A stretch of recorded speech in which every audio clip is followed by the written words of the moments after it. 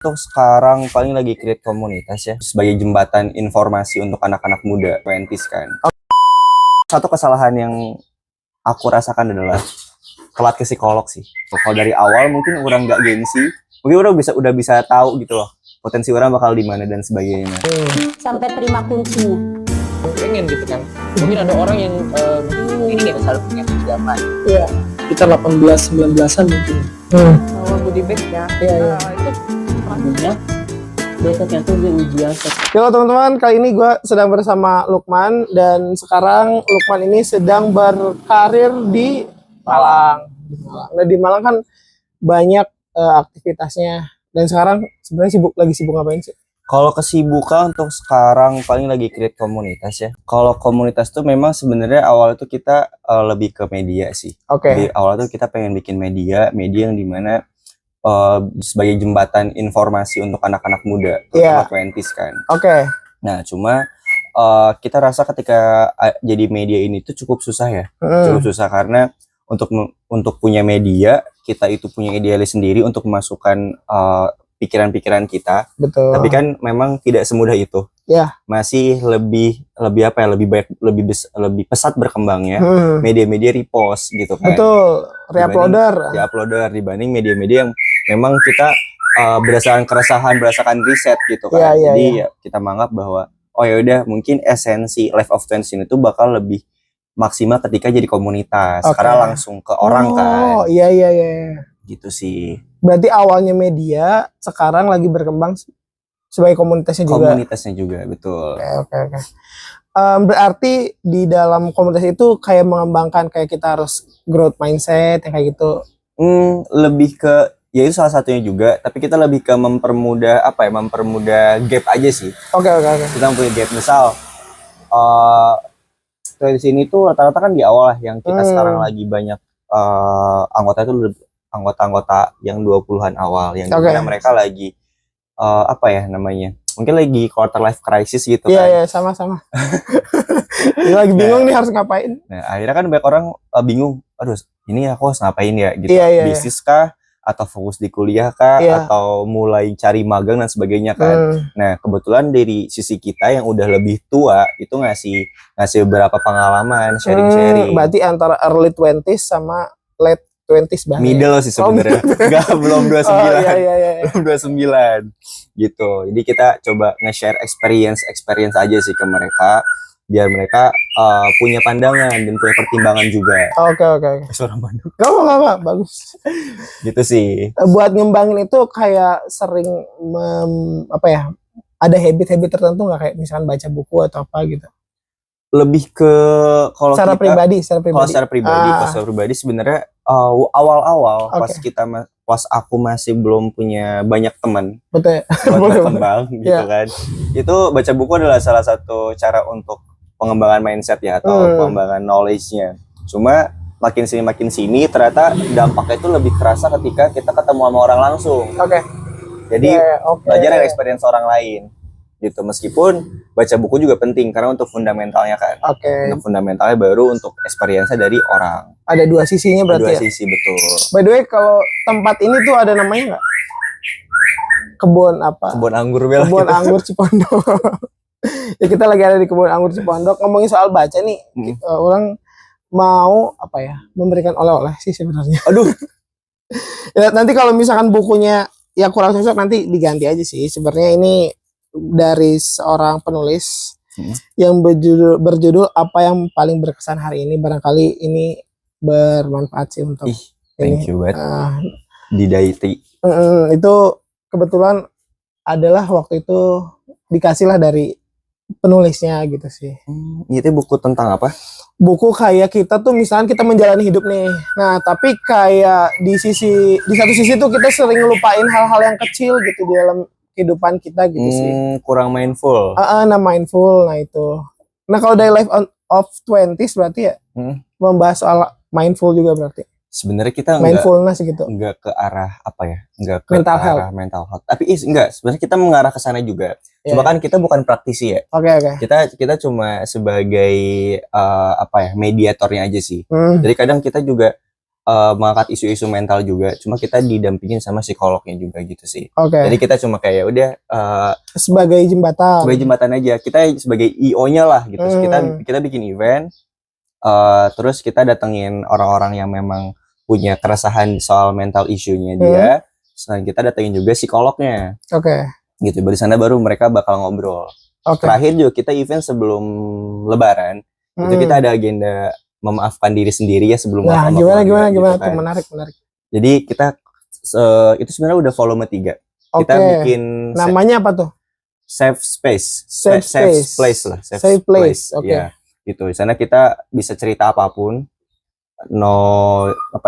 We listen and we don't judge. Oke, gitu itu secara simpelnya kayak gitu ya. Jadi kita duduk di meja makan. Kita bebas untuk mengutarakan apa yang sedang dirasakan, baik itu dari sisi keluarga, dari sisi karirnya, betul. gitu kan, pasangannya, pokoknya terserah mereka mau cerita apapun, di sana kita bakal dengerin, kita bakal bener-bener dengerin cerita mereka apa, dan nanti bakal ada yang ngasih advice dari yang lebih tua, kayak gitu sih. Oh ya, berarti kita tuh kadang-kadang kan mungkin buat menghadapi orang lain kan kita bisa menyesuaikan diri ya, tapi kadang-kadang kita enggak menerima diri kita sendiri gitu ya. Betul, susah kan dari segala cara bermaafan, paling susah kan memaafkan diri sendiri ya. Oh iya itu. Ya, secara pengalaman pribadi gimana? Kayak apa ya yang mungkin mencoba dimaafkan gitu sih? Untuk dicoba dimaafkan mungkin karena orang rasa kan mana secara perkembangannya nih lagi pesat gitu sih dari kuliah nih kira-kira SMP, SMA, kuliah gitu. Nah, apa hal yang mungkin kayak ada yang mencoba turning point-nya lah gitu. Sebenarnya kalau boleh diminum. Iya. Nah, kalau misalnya bounce back itu sebenarnya bukan gara-gara memaafkan diri sendiri sih. Lebih ke pembuktian aja sebenarnya. Gitu kan. Karena SMP, SMA kan Mai tahu sendirilah gimana SMP kan. Sebutannya Sero. Itu ya kata Dede Iman. Maksudnya sebutan aneh-aneh kan. Nah, sebenarnya pas orang ke Malang itu adalah waktu di mana akhirnya orang berada di lingkungan yang memang di saatnya nggak tahu orang siapa. Betul, dari titik nol lagi ya. Dari nol lagi, nggak tahu background orang gimana, nggak tahu orang dulu SMA, SMP gimana, kelakuannya kayak gimana kan nggak tahu gitu kan. Dan memang setelah orang coba mengenai diri sendiri, apa yang orang lakukan sekarang memang berdasarkan untuk pembuktian ke orang-orang sebelumnya aja sih. Gitu. Betul. Ya. Mungkin bisa dibilang dulu orang yang inferior. Nah gitu sih. Jadi ya udah orang merasa di Malang adalah wadah yang baru, di mana di sana juga orang mau dari nol. Ya udah orang di sana harus bounce back aja sih di sana. Iya sih, sama orang juga waktu kuliah itu rebranding sebenarnya kayak sebenarnya dulu kayak deng gitu kata-kata bedeng gitu. Itu sih yang sering dipanggil gitu di sekolah dari SD, SMP, SMA gitu. Terus waktu kuliah emang kayak ngeriset dari awal aja sih, kayak dulu mungkin nggak dapat kesempatan buat memimpin, kita kan selalu orang yang jadi mungkin orang cameo. orang yang di kelas yang menengah gitu, jadi manajer atau jadi apa, meskipun kita ada ya memang kita sebagai pelengkap gitu, kita pengen lah di kuliah ini sebagai peran utama gitu. Betul. Kan gitu. Betul. Waktu di kuliah juga datang gitu kan, terus waktu pemilihan calon ketua angkatan daftar gitu. Mau mencalonkan diri, terus juga waktu ketua himpunan eksekutif akhirnya jadi ketua di legislatif gitu. Setelah SMP menjadi setelah SMP SMA dapat posisi kan di SMP SMA. Dapat posisi tapi nggak jadi ketua. SMP berarti mencalonkan jadi Pratama, gagal. SMA ketua pramuka berarti Pradana, gagal. Kayak ketua OSIS nggak dilirik sama sekali. ketua pecinta alam juga enggak gitu sih. Jadi kayak orang bisa nih gitu kan. Cuman ya lumayan lah. Jadi tapi alhamdulillahnya tuh kayak ternyata bukan ini yang penting, dan kayaknya kalaupun sekarang gitu jadi ketua kayaknya nggak cocok deh, kayaknya orang lebih ke orang yang memberikan saran support gitu, dari belakang support dari belakang. Nah kalau misalkan pengalaman waktu jadi ketua MW Berarti Unif berarti ya? Unif. Nah, itu gimana? Itu kan Unif, bukan Unif main-main gitu sih. Jadi kalau ini berarti berapa ribu mahasiswa tuh kalau misalkan di secara keseluruhan lah. Kalau sebenarnya kalau mahasiswa wirausaha kan itu kan UKM ya, unit kegiatan mahasiswa aja. Cuma memang skalanya skala universitas. Betul. Kalau dari anggota sebenarnya nggak banyak, ada 120 aja, 120 kayak gitu. Maksudnya banyak kali. Ya mahasiswa UB kan 14.000. Tapi gini Mas, jadi kan orang yang jadi wirausaha kan orang yang mengambil risiko gitu kan. Nah ini dari berapa? Tadi mahasiswanya berapa? Mahasiswa itu kan ada 14.000 perangkatan ya, perangkatan. Perangkatan. Setauku segitu. Berarti dikali 4 berarti 4 angkatan. Oh enggak juga sih, banyak mahasiswa lama yang belum lulus gitu. Ya hitunglah segitu. Terus kan disaring jadi 120. Itu kan udah kayak bibit-bibit unggulnya enggak sih kayak untuk di dalam wirausaha gitu. Oh iya, ingat pas angkatanku itu jadi manajer tuh yang daftar tuh ada sekitar 2.000. Yang sekitar 2.000 orang. Berarti nggak bisa diterima semua itu tuh kalau nggak bisa. Nggak bisa karena kita belum siap secara sistem. Oke. Kita belum siap secara sistem untuk bisa nge-manage 200 orang 2.000 orang itu. Makanya kita cuma bisa menerima 120-an orang gitu. Terbaik dari yang terbaik berarti dong. Iya, betul. Itu sih. Dan kalau secara histori sebenarnya orang bukan sebagai pemimpin yang punya yang punya terobosan besar gitu, enggak. Gitu. Karena dari backgroundnya pun bukan dari background bukan background orang yang biasa nyeleneh gitu tapi orang-orang yang biasa ngikutin arus. Betul. Betul. Jadi enggak punya hal yang sekiranya harus orang lakukan biar jadi ketua gitu. Gitu kan. Nah, budayanya di MW pada saat zaman orang itu sebenarnya tidak ada yang mengajukan untuk jadi ketua. Tidak ada yang mengajukan diri maksudnya. Betul. Tidak kayak orang mencalonkan diri, nggak ada gitu. Tapi lebih ke forum itu yang menyarankan untuk si A, si B, si C ini untuk jadi ketua. Kayak gitu. Nah, kan sebelum jadi ketua kan ada jadi staff dulu tahun pertama kan jadi staff. Nah, orang teh di staff teh jadi staff HRD. Berarti di tahun 2018, 2019, 20. Masih offline, betul.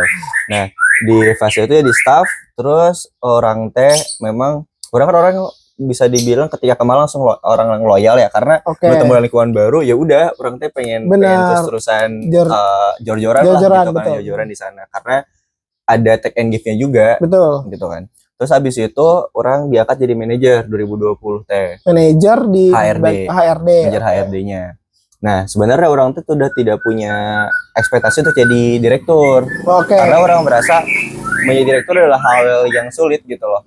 Dan orang belum pernah punya pengalaman. Sedangkan mahasiswa wirausaha ini teh UKM yang bisa dibilang cukup tenar lah di kampus itu. Cukup famous lah, ya kan. Nah, di mana ketika jadi direktur harus di wajah depannya dong, betul, ya kan. Nah, orang belum siap untuk mengemban amanah sebesar itu. Nah, cuma di sisi lain ketika orang melihat benefit-benefitnya banyak. Jadi di sisi lain, aduh orang teh takut tapi orang pengen. Gitu kan. Nah, setelah itu ya udah memang orang di titik akhir itu tuh sampai bilang saya nggak siap gitu. Nggak siap gitu karena terlalu berat bebannya. Gitu kan, terlalu berat bebannya karena anggota 120 staff. Tapi kan ada staf ahli, ada alumni, ada dewan pertimbangan, ada dewan komisaris, itu kan banyak gitu kan, terlalu banyak. Orang teh masa kayak terlalu berat, tapi ternyata orang teh dicalonkan sama temen orang. Sama teman. Iya, dan itu nggak boleh ditolak, ya kan, karena kesepakatan forum kan. Nah, setelah itu ya udah ada sekitar 3 calon. 3 calon, terus habis itu dikurasi menjadi 2. Habis itu orang diasingkan. Diasingkan. Yang milih-milih, yang dipilih diasingkan dulu. Betul, diasingkan gitu. Habis itu lagi online tuh, online. Jadi vibes sebenarnya kurang kerasa sebenarnya. Karena lagi di rumah. Diasingkannya berarti di breakout room. Breakout room. Jadi orang lagi di rumah, orang lagi depan laptop aja udah gitu. Nah, lagi pemilihan. Pemilihan itu cukup lama, bisa sampai 4-5 jam. Berarti diasingkannya 2-4 jam gitu? Iya, 4 jam. Nah, ya udah orang teh kan cuma ngobrol sama orang yang ada di breakout room. Iya. Nah, Urang tinggal ka Dharma. Oh iya, udah malas lah. Udahlah gitu Iya. kan, cong ka Dharma we muter-muter gitu kan. Habis itu habis maghrib habis istirahat pengumuman. Oke. Nah, kan biasanya kan kalau pemilihan kan surprising gitu kan. Kayak deg-degan. Deg-degan gitu kan. Ini mah gak deg-degan. Kenapa Oke. gak deg-degan? Karena Udah tahu, udah pasti gua yang dipilih. Nah, karena bukan Oh, gitu. iya. Itu kepedean. Oh, iya. Tapi lebih ke man, kamu dipilih sebelum pengumuman itu udah ada pemberitahuan. Spoiler karena yang jadi direktur itu tuh harus pakai background. Oke, iya. Virtual background itu. Ah. Jadi mau gak mau, orang udah tahu kan kayak pas on cam tuh udah males. Oh iya, udah nggak surprise ya. Surprise itu. Oh iya. Terus ya udah akhirnya dapet lah. Nah, setelah orang rasa-rasa kan orang tidak tahu ya di forum itu isinya ada apa aja. Cuma emang yang orang tekanin dari dulu adalah gimana caranya orang bisa berkontribusi lebih besar aja sih, lebih banyak. Meskipun orang tuh bukan orang yang out of the box gitu-gitu, bukan sebenarnya. Cuma emang orangnya mau berkontribusi aja untuk organisasi. Nah, mungkin itu yang jadi power paling besar. Effort lah istilahnya. Ya, effort, bener. Effort gitu. Karena orang juga awalnya merasa ini mungkin wadah yang tepat. Gitu. Dan awalnya pun orang nggak ke bisnis dulu, tapi lebih ke arah self develop. Betul. Gitu. Kan mana apa serangan benernya tahu sendiri lah. Iya. Buat yang nonton juga tahu. Kayak waktu SMP orang kan aku nggak bisa ngomong. Betul. Iya kan? Kayak yang malu-malu gitu kan. Dan ngobrol sama teman pun juga tidak yang sekomunikatif itu. Betul nih. Iya kan? Dan mungkin kalau bahasa Sundanya itu balelo. Betul. Balelo kan. Nah, akhirnya ya udah di masuk MW itu aku dikasih wadah atau dikasih wadah lah untuk akhirnya aku bisa ngomong. Betul. Akhirnya ya udah push my limit aja. Push the limit, betul sih. Akhirnya ya udah orang bisa lancar ngomong setelah dari situ. Karena ada ruangan, masih ada ruang yang ngasih kita tempat buat ngomong gitu kan. Betul. Kalau misalkan kayak di tongkrongan, maaf nih kayak kayak kita seolah-olah kadang jadi kesetnya gitu sih. Kadang-kadang gitu sih. Cuman kan karena ada kondisi orang yang baru yang sebenarnya mungkin ngasih respect gitulah di awal gitu sih. Jadi ya kita bisa ngomong gitu. Betul. Kan gitu. Berarti setelah dipilih gimana tuh kan harus memimpin ISRAS 20 juga udah cukup banyak lah. Gimana tuh caranya gitu? Kalau untuk memimpin kan sebenarnya setiap pemimpin punya seninya masing-masing. Betul. Ya kan? Nah ini. Orang tuh cuma baca referensi aja dari Google aja sih, maksudnya pemimpin itu kayak gimana dan sebagainya. Aku pun coba untuk sharing sama yang sebelumnya. Gimana sih cara kalian memimpin itu seperti apa? Ya kan, dari mulai pembagian job desk-nya, dari mulai gimana cara manage-nya, terus persona apa yang ditampilkan itu tuh orang coba nge-breakdown sih gitu kan, nge-breakdown kayak orang tuh sebenarnya mau jadi pemimpin yang seperti apa sih sebenarnya. Kan. Nah, akhirnya ya udah itu kan tidak akan ketemu kalau misal kita belum knowing yourself kan. Kita makanya harus, jadi tahap pertama adalah aku teh diem selama beberapa jam untuk nyari tahu tentang diri aku. Berarti diem tuh dalam artian diem pure diem atau diem kayak menuliskan? Diem menulis, jadi nggak buka HP, tapi lebih ke kayak aku tuh kelebihannya di mana ya? Gak ada distraksi lah. Gak ada distraksi. Kelebihannya di mana, kurangnya di mana, gitu. Biar aku tuh bisa memposisikan, aku bakal memaksimalkan kelebihanku dan aku tapi lebih ke mengurangi kekuranganku, gitu kan? Gitu. Jadi lebih ke arah sana sebenarnya. Nah, setelah itu akhirnya aku bisa tahu aku tuh mau jadi pemimpin yang seperti apa. Kayak gitu sih. Terus setelah itu ya kita bikin program-program kan, bikin gebrakan-gebrakan dan sebagainya. Dan yaudah sebenarnya kayak organisasi pada umumnya aja, bikin program selama setahun gitu kan, ngapain aja dan sebagainya. Yang paling sulit kan bukan nyusun program kan, tapi nge-manage orang-orang. Nah itu yang jadi pertanyaan sih, gimana caranya berarti selama satu periode itu nge-manage orang-orang, berarti dari jarak jauh atau udah kembali ke sana, udah kembali ke Malang? Aku sih ke Malang. Aku ke Malang untuk coba memaksimalkan bonding dengan orang-orang yang ada di Malang. Orang-orang kuncinya lah mungkin. Enggak juga sih. Yang ada aja ke Malang. Iya. Terus coba untuk maintenance dari yang offline, yang dari online juga. Kayak gitu sih. Terus sebenarnya permasalahan tuh nggak cuma sampai situ. Karena di setengah periode akhir itu orang dapat program dari kerjasama sama kementerian. Dari kementerian sama MW-nya langsung? Sama UB sebenarnya. Sama UB. Nah, cuma event itu event kewirausahaan. KMI Expo. KMI Expo, oh iya. KMI Expo. KMI Expo kan kewirausahaan masuk Indonesia kan. Berarti senasional kan itu? Nasional. Makanya kerjasama sama kementerian kan. Nah, itu aku sebagai ketua MW jadi ketua KMI Expo-nya juga. Buat nyiapin program nasional itu. Nah, dan di situ ya awalnya juga bingung nerima apa enggak karena maksudnya program kita pun udah padat. Dan kita ketambah lagi program nasional. Betul. Yang dimana itu tuh direalisasikan di bulan November, November, dan persiapan itu dari bulan Agustus. Agustus, September, Oktober, cuma 2 bulan kurang, 2 bulan lebih lah. 2 bulan lebih. Dan itu skalanya nasional dan tidak ada benchmarking sebelumnya. Betul. Ya kan? Berarti acara perdana itu KMI Expo itu. Sebenarnya bukan acara perdana di UB, tapi sebelumnya udah ada di 2018 kalau nggak salah, atau 2017 gitu. Udah lumayan lama, karena kan 5 tahun sekali kan. Di UB, di UB itu 5 tahun sekali kalau nggak salah. Nah pas zaman aku itu baru masuk lagi KMI Expo. Pas zamannya masih online. Berarti online pelaksanaannya. Nah pas itu masih mikir, kalau online kita bisa cepat garapnya, nggak perlu lama karena udah ada template-nya semua. Kalau online tuh template-nya udah sama, ya kan? Nggak improvisasinya doang kan. Nah ternyata dikasih izin untuk semi offline, ya kan? Jadi ada yang online, yang offline juga. Dan itu baru pertama kali kan, online offline. Makanya PR lagi gitu kan. Nah, cuma berarti hybrid kayak online masuk, online jalan, ini jalan gitu. Betul, online jalan, hybrid banget sih gitu. Dan untungnya aku punya panitia-panitia yang sangat hebat sih. Sangat hebat. Terima kasih guys. Lah buat teman-teman KMI Expo dulu. Karena itu panitia sekitar 300-an. 200 orang dan semua orangnya keren-keren sih. Pada semangat buat bekerja. Nah kalau misalkan kayak konflik antar horizontal gitu, misalkan dari divisi, boleh. Singkat.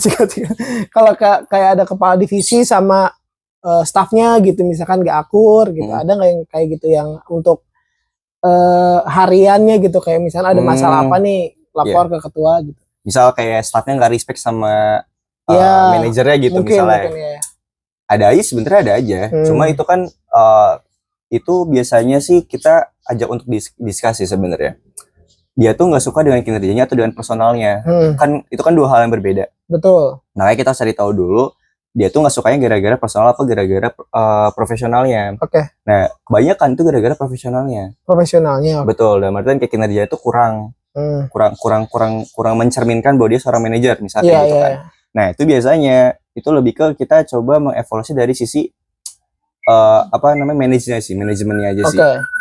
Kayak apa sih yang kurang? Misal ternyata pola komunikasinya. Ya udah kita coba bantu untuk membuat sebuah pola komunikasi yang memang nyaman untuk staffnya juga. Kayak gitu sih. Cuma kalau misalnya yang gak suka gara-gara personal, itu susah. Kadang gitu kan. Kayak karena dia udah gak suka sama kita gitu kan. Dengan segala kelebihan kekurangan kita. Dan ini adalah bentukan dari 20 tahun yang lalu udah kayak gini gitu. Terus kita harus mengubah itu untuk membuat dia rasa nyaman kan susah. Nah cuma alhamdulillahnya semua masalah yang udah pernah orang alami berdasarkan gara-gara kinerjanya sih, profesional. Jadi semuanya bisa teratasi. Berarti di sini sebagai penghubung juga gitu lagi ya, kalau misalnya ada dua belah pihak yang selek gitu lah istilahnya. Atau ada kayak berarti ya HR dulu lah yang kerjanya gitu, maksudnya baru kalau udah ada titik masalah yang gede baru ketua. Biasanya emang ke HR dulu sih, ke HR baru ke GM-nya, baru ke orang gitu.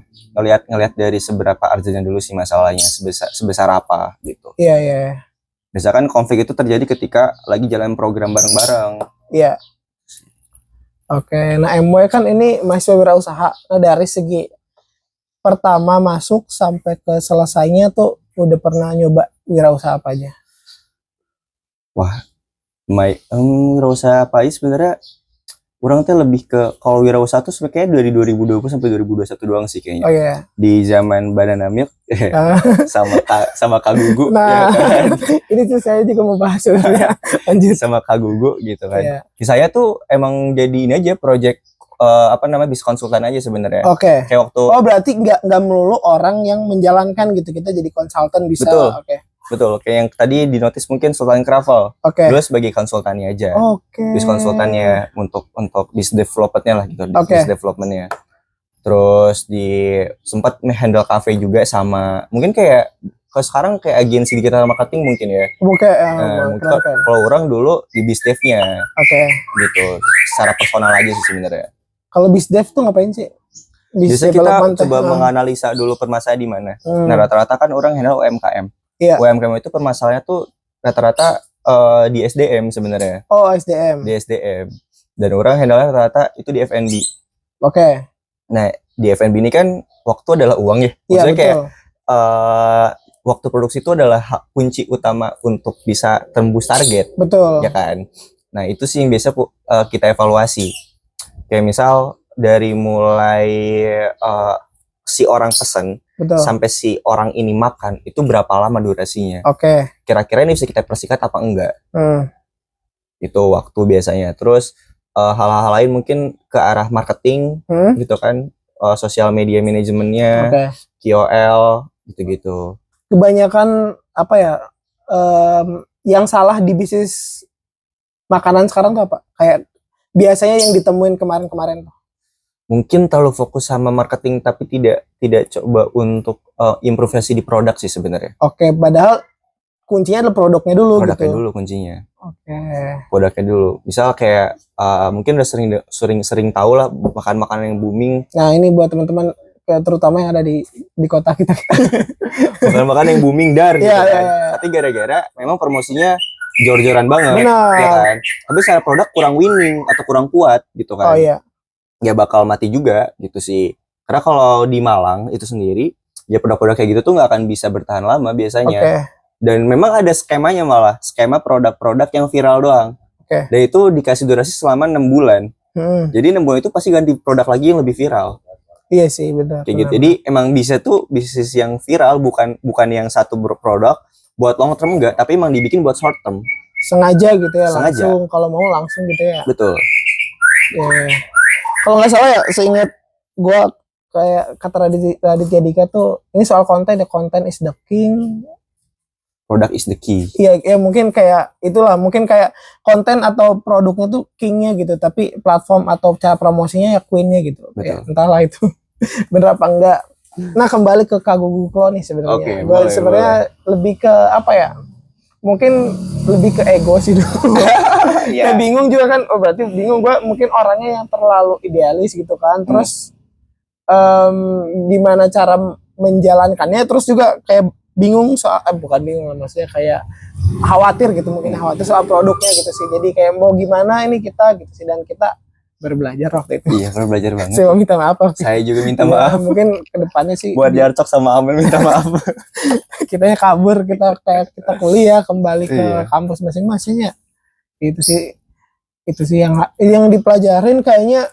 Kalau bisnis tuh butuh nafas yang panjang nggak sih? Maksudnya kayak nafas dalam artian operasional tuh untuk dari awareness sampai mereka pengen beli tuh mungkin setahun kayaknya ya. Jadi kayaknya kalau pengen usaha yang produknya itu di luar daripada makanan, kayaknya perlu bensin yang cukup banyak tuh buat sampai kita dikenal gitu. Betul. Sih. Itu kalau dari orang pelajarannya kayak gitu sih. Iya sama, sebenarnya sama karena bensin kita tuh cuma cukup untuk produksi sekali. Betul, ya kan? Untuk produksi sekali gitu sih. Produksi sekali, dan kita tidak menyiapkan budgeting untuk marketing, nggak ada kan. Dan untuk SDM-nya kita masih pada orang-orang yang kuliah gitu. Iya, masih pada kuliah semua sih. Gitu kan. Jadi emang belum sebagai tim yang proper untuk menjalankan sebuah bisnis sih waktu itu. Karena banyak banget kendalanya sih, dari mulai produksi. Oke, produksi kita bisa atasi, tapi kan di marketing kita gimana gitu. Dan iya betul. Ada budget tapi bingung buat muterin duit ke produk lagi, nambahin quantity produk, atau mau dipakai buat marketing gitu kan. Itu kan juga lumayan sulit gitu kan. Dan lanjut. dan terutama kita di bidang clothing line. Betul. Itu kita nggak bisa kalau cuma dengan uang pas-pasan sih. Betul. Gitu. Ya, produknya juga kita masih ngeraba-raba juga. Dan salah satu kebodohan saya adalah IG tidak bisa dibuka lagi.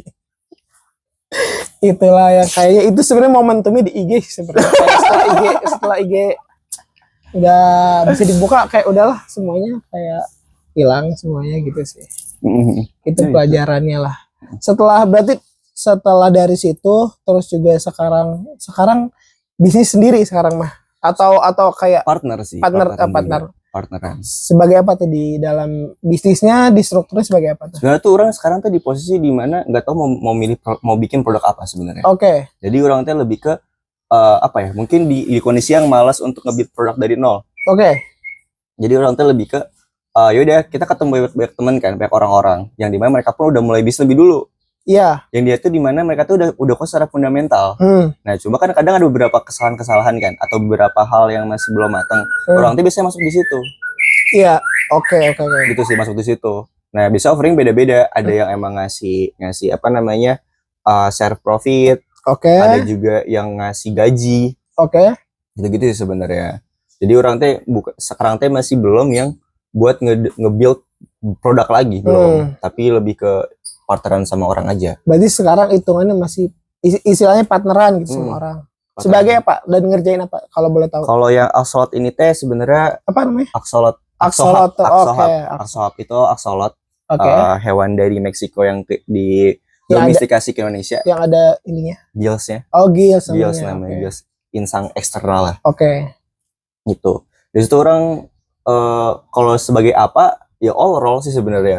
Karena kan ownernya sendiri awalnya. Udah orang temenin buat nge-backup tugas-tugasnya dia. Jadi kita ngebagi tugas sama aku sama dia bagi tugas aja. Iya, gitu. Iya. Apa yang dikerjain semuanya dikerjain sih. Oke. Masih belum punya banyak uang, makanya sendiri aja. Ya. Sendiri sih kayak hubungan gua. dari dulu sih. Ya udah 5 tahun sendiri nih. Lanjut. Buat jadi. Terus buat kuliah kan jurusannya itu perikanan. Agrobisnis perikanan. Agrobisnis perikanan. Nah, itu emang fokus ke perikanannya aja atau mengurus yang seperti ini juga? Ini mah emang nggak tahu ya, sebenarnya saya tidak mengerti. Jujur di perikanan pun aku bukan tipe orang yang belajar ya. Iya. Jadi nggak ngerti. Cuma yang bisa aku pelajari itu di perikanan, karena kan agrobisnis ya, sosial ekonomi. Ya kita tuh, ya aku mempelajari sosial ekonomi. Bisnisnya aja. Soalnya kalau soal perikanan ini kita nggak ngerti banget. Kalau ditanyain peluang di perikanan apa nggak tahu, jujur. Oke. Karena nggak yang sengulik itu di perikanan. Masih ngulikan di bidang F&B lah gitu kan, atau di pertanian lah, itu bisa lebih apa ya, lebih bisa dipahami, lebih nyaman gitu ya. Berarti kalau ke produksi axolot ya itu tipis-tipisnya kayak pernah mungkin ngelihat kembang biakannya kah, atau untuk perawatannya gimana itu? Wah, itu sebenarnya bisa dibilang gampang kalau gearnya mumpuni ya. Gitu kan. Tapi bisa dibilang susah kalau misal memang tidak hobi sih. Nggak bisa kalau nggak hobi. Harus hobi dulu, ngurus ikan baru bisa dibilang itu gampang. Cuma kalau untuk orang-orang awam pasti bilangnya sulit. Karena kan itu hewan air. Betul. Yang dibawa ke darat. Oh berarti di darat. Di darat tuh maksud dalam artian ya di sini, bukan di sungai. Berarti dia nggak kayak di rawa, kayak maksudnya kayak ada airnya, ada daratnya juga, atau emang pure di darat aja? Pure air dalam artian gini, kita kan menciptakan ekosistem baru di darat akhirnya kan. Di darat tuh dalam artian akuarium gitu. Kayak gitu kan. Nah, gimana cara kita bisa menyesuaikan akuarium ini dengan ekosistemnya dia? Itu kan yang sulit. Karena banyak banget faktornya. Betul. Ada pH air, ada kadar oksigen, ada bakterinya. Nah, itu yang akhirnya tuh membuat orang-orang yang gak hobi itu nggak akan bisa cepat untuk mengerti. Kalau Axolot dibilang gampang ya gampang, karena customer kita pun udah hampir seluruh Indonesia kita. Gitu. Minimal untuk penghobi misalkan sebulannya tuh perlu nyiapin budget berapa? Kalau misalnya akuariumnya bukan dihias, kayak ada artian akuarium polos, bukan aquascape, itu paling 2 juta, 3 juta udah cukup. Budget segitu. Untuk perawatan sebulan, budget sebulan. Buat budget awal sih. Budget awal. Karena untuk perawatan selanjutnya nggak mahal, kok paling beli pakan doang. Berapa tuh? Pakannya apa sih? Kayak apakah pelet? Cacing sutra. Pelet bisa, tergantung umur. Ya, berarti sekarang kan yang bisa dikerjain apa ya? Atau menawarkan ke orang tuh berarti jasa bisnis konsultan atau apa? Berarti yang sekarang kalau misalkan ditawarkan ke orang lain? Kalau ke sekarang sih enggak sih kayaknya. Enggak. Karena udah terlalu banyak handle project. Okay. Jadi lebih ke ya udah sekarang fokus sama ini aja. Sekarang lagi fokus aja. Nah, untuk rencana ke depan gimana nih? Rencana ke depan itu yang asal mau diekspor. Ekspor ke luar negeri. Betul. Karena udah ada permintaan dari beberapa negara juga. Cuma masih kendala di perizinan, ekspedisi dan lain-lain. Betul. Karena kan asal ini kan hewan hewan yang appendix 2. Apa tuh appendix? Appendix itu hewan yang memang dilindungi. Oh iya. Dilindungi di negara asal di Meksiko. Oke. Gitu. Nah, cuma kebetulan kita itu beli bukan dari Meksiko. Dari China. Oh iya. Gitu. Impor dari China. Akhirnya tidak ke track. Oke. Pembelinya itu. Akhirnya masih bisa dijual atau masih bisa diekspor. Masih legal lah gitu. Dan kita lagi mengusahakan untuk legalitas itu. Itu kalau secara personal kan berarti projectnya ada apa aja nih sekarang? Project sekarang level 20s. Terus yang Axohub. Susah banget. Axohub. Terus Axohub. Oh, hub bisnisnya Axohub. Oh iya, Axohub. Terus ke depan paling bakal ada lobster. Terus habis itu lagi mau coba memperjuangkan kentang juga sih di Malang. Ekspor kentang. Kentangnya kentang apa tuh namanya? Kentang pitung. Kayak tukang somai itu kentang pitung. Kentang granola. Oh, kentang granola. Apa tuh bedanya sama kentang lain? Kentang granola itu kentang yang bisa dipakai buat French fries. Oke, iya. Yang dipakai sama brand-brand itu. Ini untuk ekspor atau untuk ekspor? Oke. Ya, berarti banyak lah tadi kembali sih soal media. Nah, sekarang di medianya produksi apa aja? Kayak apakah podcast terus jalan gitu atau apa nih di luar komunitasnya? Jadi kita tuh rencana untuk kita mau coba optimalin dulu komunitasnya sih. Gitu. Karena kita pengen bikin komunitas yang lebih besar aja. Oke. Gitu. Karena impact-nya kan langsung ke masyarakat. Oke. Langsung ke orang, langsung ke orang-orangnya. Lebih ke optimalin komunitas dengan beberapa skema. Termasuk skemanya Malaka mungkin ya. Oke. Skema Malaka Project yang di sana dia punya beberapa figur. Ada Fatih Izzati, ada Ferry Ruandi, ada Coki Pardede dan sebagainya kan. Nah, kita juga pengen coba untuk bisa nggak ya kalau kita gunain skema itu di Life of 20s. Itu biar kita bisa lebih banyak menjaring orang-orang lagi. Karena segmen kita udah jelas ya 20s. 20 sampai 29. Meskipun kadang ada orang 30 juga pengen datang. Oke. Gitu kan. Terus produksi media podcast bakal tetap jalan juga sih, bakal tetap jalan juga karena memang seru sih untuk ngobrol dan ngebahas isu-isu yang lagi hangat. Gitu. Terus bikin event paling, event lokalan aja. Ya, karena kami juga kan media di sini ya, meskipun ini ada ala kadarnya, cuman di sini istilahnya mau studi banding. Studi banding boleh. Nge-host gimana? Perasaan nge-host. Berarti sekarang sebagai host tetap atau gimana? Host magang. Host tetap. Oh iya, nah gimana experience yang host dan udah berapa episode sih? Udah 3 episode, baru 3 episode sebenarnya. Jadi host itu gimana? Jujur jadi host itu tidak gampang ya. Jujur tidak gampang karena orang teh udah mencoba. Mungkin kalau misalnya dia adalah orang yang udah lama aku kenal, mungkin bisa back diulik. Tapi itu pun tetap sulit untuk menjaga barriernya. Benar. Ya kan. Nah, sebelum melaksanakan podcast, itu biasanya orang kan bikin brief ya. Bikin brief atau orang tuh coba ngeriset semuanya dari mulai nama lengkapnya siapa, hobi, makan kesukaan dan segala macam. Itu kita coba ulik gitu kan. Betul. Kita coba ulik. terus juga kebiasaan-kebiasaan dia, terus pekerjaan dia, sama hal-hal yang memang bakal kita bahas. Iya. Itu kita coba perdalam sih. Oke. Karena jadi host ini memang lebih enak ketika memposisikan sebagai orang yang nggak tahu apa-apa. Oke, ini saya nggak tahu apa-apa nih. Tapi di sisi lain, kadang ketika tidak tahu apa-apa, susah ngarahin ya. Betul. Susah ngarahin ya gitu. Ketika memang udah mulai jauh nih jalurnya, itu susah untuk balikin lagi ke sana. Kadang gitu kan. Terus kadang jadi host itu terlalu memikirkan pertanyaan selanjutnya, sedangkan sama saya lagi nih.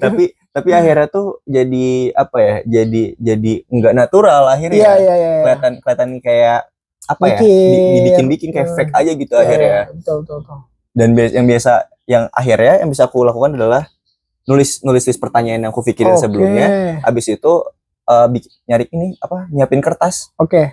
Nyiapin clue gitu. Nyiapin clue. Misal dia habis bahas apa sekarang, ya udah tulis aja garis besarnya apa, biar ntar aku bisa ngasih feedback di situ. Kadang dia keasikan ngobrol, kita yang ngeblank. Karena beda gitu kan. Ngeblank, akhirnya ya udah tulis clue-nya aja apa, akhirnya aku bisa ngasih feedback gitu. Supaya nge-follow up jawabannya dia. Betul. Gitu. Iya. Itu sih. Sama nih saya juga lagi ngeblank sekarang.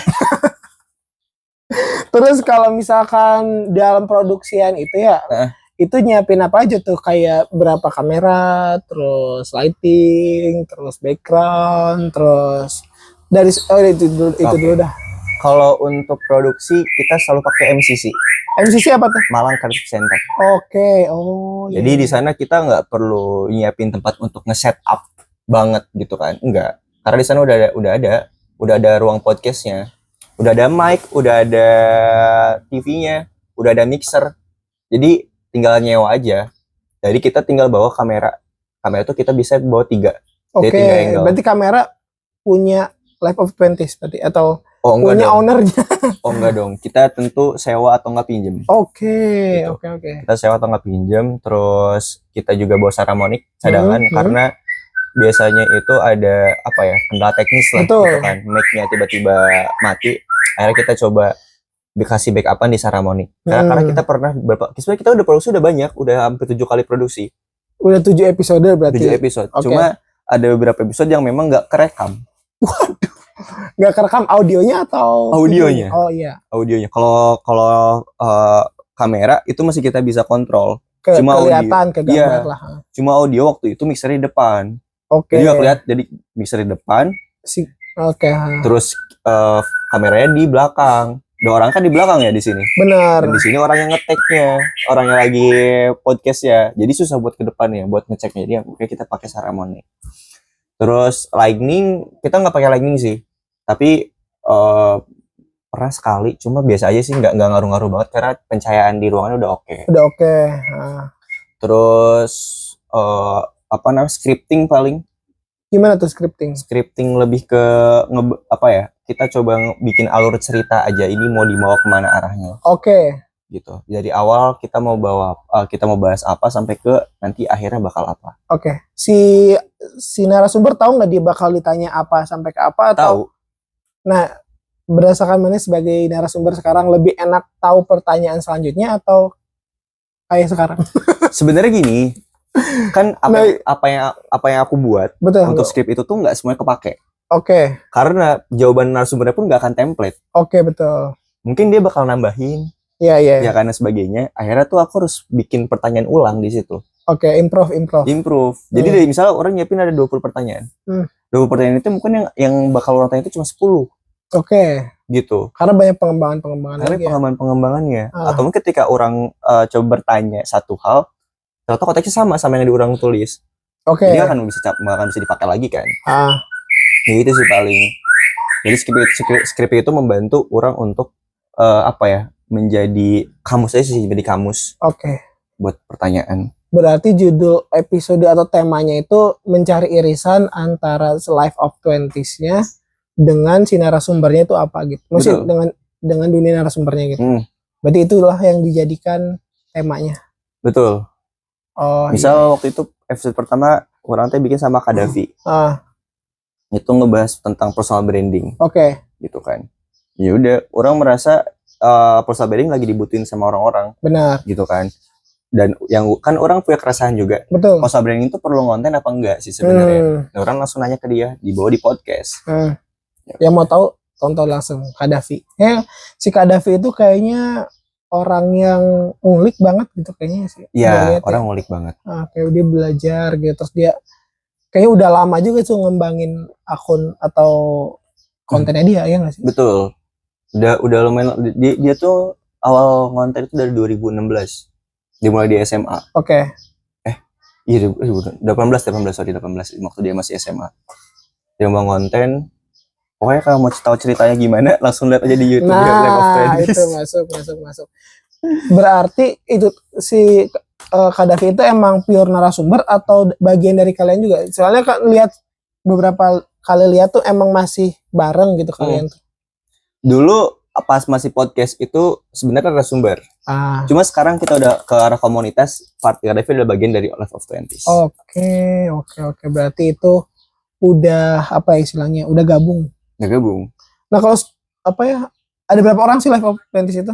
Sebenarnya kita bukan komunitas yang apa ya? Untuk medianya deh, untuk medianya. Untuk media itu kita yang produksi berarti. Iya, yang produksi. Produksi itu ada 4 orang. Mana sebagai apa di sana? Orang sebagai, kalau orang nggak ikut di produksian. Oke. Untuk awal-awal orang ngebantu di bagian script video. Oke. Bikin konten video itu orang. Cuma untuk sekarang itu udah nggak ngurus itu. Tapi mau lagi sih karena seru buat orang. Sekarang lebih ke ya sekarang lebih pengembangan komunitasnya gitu. Betul, di komunitasnya atau nggak bikin eventnya. Iya, seru. Nah, berarti dari apa yang udah dilakukan gitu kan, yang apa sih yang mana pelajarin gitu dari 4-5 tahun ke belakang ini? Yang orang pelajari adalah investasi terbesar menurut orang adalah investasi ke manusia ya. Meskipun ya namanya investasi pasti kan ada yang turun ada yang naik ya. Betul, gitu kan. Betul. Ada yang mengecewakan, ada juga yang membahagiakan. Tapi menurut orang tidak ada yang bisa mengalahkan kebahagiaan ketika lihat orang itu makin berkembang. Gitu. Misalnya orang mamanya dari SMP gitu. Terus tiba-tiba mana meledak gitu. Orang tuh bangga gitu. Orang senang. Itu adalah investasi yang menurut orang membahagiakan. Gitu. Jadi pelajarannya ya lebih ke apa ya? Semua orang tuh punya porsi masing-masing sih. Jadi kita nggak bisa memaksakan juga untuk dia bakal jadi kayak gini. Iya. Jadi udah tungguin dia aja sampai akhirnya dia bakal boom sendiri. Betul. Temenin aja prosesnya dan kalau bisa arahin. Gitu sih. Mungkin itu aja sih yang menutup. Ada yang ditanya itu? Gimana sebagai seorang host dari podcast apa? Pengen tahu podcast gitu. Arahnya kemana sih sebenarnya pengen tahu podcast? Nah, arahnya itu sebenarnya kan gua adalah orang yang pengen tahu gitu kan. Secara temanya sih gua kayak lu. Nah, sebenarnya kalau secara normal itu aku kamu sebenarnya cuma kalau misalkan di teman-teman lingkungan gitu di Jakarta gitu, nah mereka atau ya lah kembali lah gitu. Jadi kagok gitu sih. Apa sih? Ya itu ya pengen tahu podcast untuk sekarang ngebahas apa aja sih kalau dari segi bahasan mah gitu, karena kayaknya segala sesuatu juga penting gitu kan untuk diobrolin. Terus untuk podcastnya sendiri apa ya, ngasih tahu nih ada hal-hal menarik, hal-hal detail yang kita bisa temuin gitu sih di masyarakat gitu sih di masyarakat. Dan sama aja sih tadi kayak pertemuan sama Kadafi gitu, ngobrol terus kayak kalian jadi dekat sama Kadafi kan namanya Kadafi. Gitu. Jadi sekarang tuh karena orang ada di sini gitu kayaknya pengen silaturahmi nih sama teman-teman yang ada untuk sekarang yang ada di Kuningan gitu. Nanti kalau ada teman-teman yang ke Kuningan atau orang yang ke luar kota gitu bisa ngobrol gitu, bisa sharing gitu, tukar pengalaman gitu sih. Kira-kira ada kalau misalnya ada apa ya yang bisa dikolaborasikan gitu sih. Terus banyak sih ide-ide untuk pengembangan gitu sih. Jadi sekarang lagi berpikir untuk nonton anime nggak? Nonton One Piece gitu. Nonton One Piece. Nah sekarang orang dalam project ini meskipun orang baru nonton 10 episode ya. 10 episode pertama gitu kan, tau lah. Nah sekarang itu orang lagi mengumpulkan nakama sebenarnya sebagai kapten. Baru nonton 10 episode. Wah. baru 10 episode gitu. Jadi orang ngobrol nih, orang akan mengumpulkan nakama ke depannya gitu sih. Oke. Rencananya. AA Clan berarti. Ya. Sih. Nggak tahu sih ke depannya gitu sih. Good for you. Oke. Terus ini satu pertanyaan lagi deh. Ini kan orang-orang masih kayak nama podcastnya pengen tahu gitu. Orang-orang buat yang masih belum tahu dirinya siapa gitu, ada pesan buat mereka? Yang belum tahu dirinya siapa itu mungkin baiknya sebenarnya coba langsung ke psikolog aja biar diarahkan lebih enak. Nice. Karena memang satu kesalahan yang aku rasakan adalah telat ke psikolog sih. Oke. Bukan untuk apa ya, curhat atau ada masalah enggak, tapi lebih ke pengen tahu atau menggali potensi diri. Kayak gitu. Itu sih yang satu hal yang orang sesalin, kenapa baru orang sadar sekarang. Iya. Gitu. Kalau dari awal mungkin orang nggak gengsi, mungkin orang udah bisa tahu gitu loh potensi orang bakal di mana dan sebagainya. Oke. Itu sih. Itu aja, terima kasih untuk Lukman udah ngumpul di sini. Thank you. Sampai jumpa di episode berikutnya. Terima kasih.